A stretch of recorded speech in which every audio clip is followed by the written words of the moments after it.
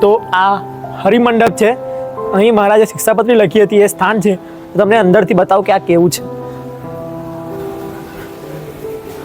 તો આ એ કક્ષ છે જ્યાં મહારાજે શિક્ષાપત્રી લખી હતી. આ ખુરશી તમે દેખી શકો છો. આ ખુરશી ઉપર વિરાજમાન થઈને મહારાજ શિક્ષાપત્રી લખતા હતા. અને આ જે ટીપાઈ છે તે પણ મહારાજ એનો ટેકો લઈને શિક્ષાપત્રી લખતા હતા. પેલો સામે જે પટારો છે તે પટારાની અંદર શ્રીજી મહારાજ શિક્ષાપત્રી લખતા હતા ત્યારે જે જરૂરી સદગ્રંથો હોય તેમનો સંગ્રહ તે પટારામાં કરવામાં આવ્યો હતો.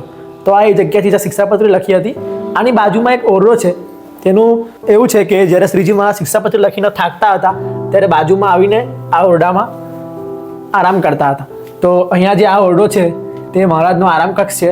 અત્યારે તો અહીંયા હરિચરિત્રામૃત સાગર ટાઇટેનિયમ ગ્રંથ ટાઇટેનિયમ પર જે કોતરવામાં આવ્યો હતો કુંડળધામ તરફથી ભેટ મળેલ છે તે મૂકવામાં આવ્યો છે. પછી તમને વાત કરું આ દાદરાની, તો આ દાદરો પણ ખૂબ પ્રસાદીનો દાદરો છે. અહીંથી શ્રીજી મહારાજ 71 વખત ચડ્યા અને ઉતર્યા છે. આ દાદરાનો જે ઉપર છે અહીંથી ઉપર જવા છે અને ત્યાં શ્રીજી મહારાજ જમતા હતા, નહાતા હતા. તો શ્રીજી મહારાજ પણ આનો ખૂબ ઉપયોગ કરે છે. આ દાદરાને પણ આપણે પગે લાગીએ. ત્યારબાદ આ પ્રસાદીની ડોલી છે.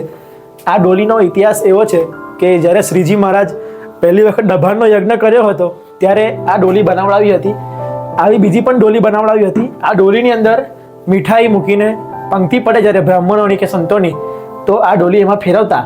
કારણ કે એ વખતના સંતો હતા તેમનું જમવાનું ખોરાક ખૂબ વધારે હતો, એટલે વધારે માત્રામાં જે મીઠાઈની જરૂર પડે તો આ ડોલીની અંદર એ મીઠાઈઓ રાખીને જવા દેતા હતા પંક્તિમાં. અને સંતો પછી મહારાજ આમરી સંતોને પીરસતા હતા.